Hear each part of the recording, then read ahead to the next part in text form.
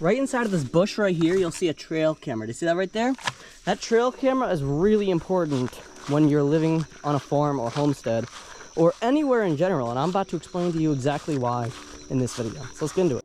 For starters, if you don't know me, I live here on this like small but yet still growing homestead or farmstead or farm, whatever, here in the Northwest Hills in Connecticut, and we've been living here since 2018. And when we first moved in here, the first thing we did was set up trail cameras. Literally before we even moved in August 2018, we bought the house in September 2017, and as soon as we got it, we immediately started placing trail cameras out in the back for one specific reason. And that one specific reason was to be able to capture and see what wildlife is doing out there in the back. Now there's two big reasons why most farmers will end up putting these trail cameras out in the back.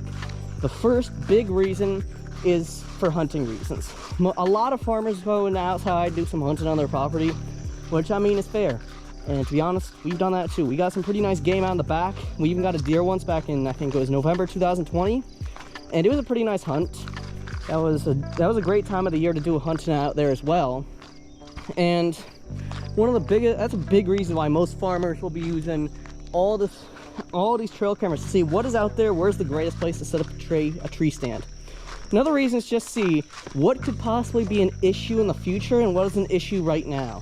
So if you go out back and you see a specific area where raccoons and coyotes are crawling around when it's nighttime, that's a clear sign that there's probably a great reason why you shouldn't be putting your chickens or ducks or whatever animal you really want to put out there back there, because those things are going to come in out there and hunt your animals down. So I think it's a really good idea to put those up in an area, and I'm about to show you exactly why we do that every time we set up a new area for our chickens.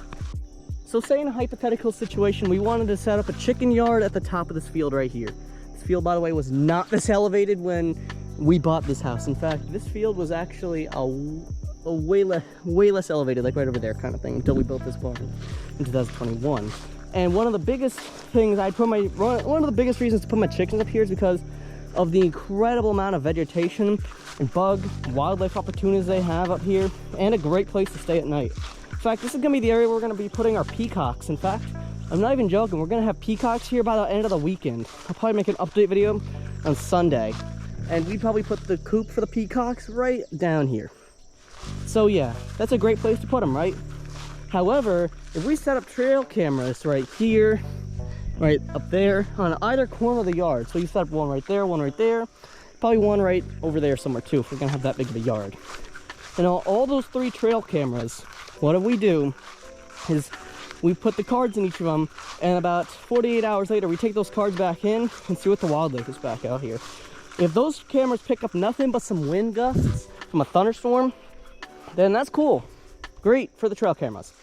However, if those trail cameras picked up tons of coyote and stuff like that, coyotes, bobcats, whatever, has the whole compilation of all these different animals, then I don't think it's a great place to put your chickens, because at the end of the day, those chickens are going to be right there, and the coyotes have a really high chance of striking either in right in the evening hours. And because the house is right there and we have to walk all the way out here to put them away and count them at night and shut the door, it's not a great idea. And the smaller things can get right through the door too. If it's an automatic door that doesn't shut, like it doesn't do its job, if that ends up happening, then a little possum or something like that can go right in there and take the chickens right away. Now for hunting reasons, as I said earlier, it's a really great tool for hunting and just seeing what's out there in the back. So over here, we do a little bit of hunting. I don't really document it. However, I did fire some warning shots in a video. Not actual warning shots from a gun. It's just talking about stuff. And I said in my coyote storytime video that if a coyote were to come back here and take one of my chickens, that there would be some serious consequences to that, because those coyotes at this point, they don't have any feelings over here. They just take the chickens and run with it. So if they get back here, this is another warning shot to the coyotes. If you're gonna be over here, then meet me up at the tree stand over there. We can negotiate. No, I'm joking. But the tree stands are a great area. And because I don't have my hunter's permit just yet, I'll have it soon though.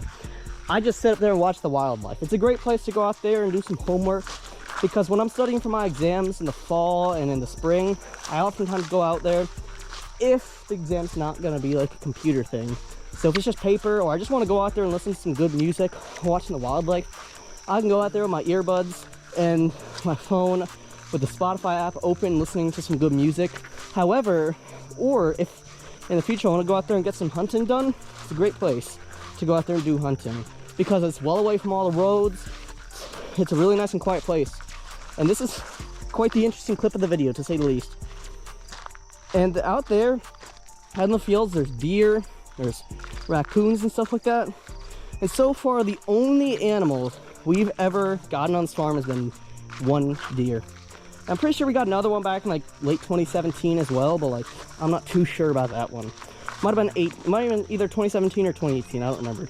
But yeah, this is quite the interesting ordeal that happened over there. But yeah, a lot of the tree stands even came with this property. We only set up 2. I think there's 4 other tree stands on this property that just came with it. Some of them are in the weirdest positions and some of them are in understandable positions. And I use a lot of them when I go out there every Tuesday to go see what I can do for video ideas. I really hope you enjoyed tonight's video. I just really wanted to talk about the importance of trail cameras and how it can really help you out. Even if you're just moving into a little small suburban backyard, I think it can really help you out a lot there. Because it'll tell you what's in that backyard. And if you want to get some hunting done, then yes, you can go do some hunting back there.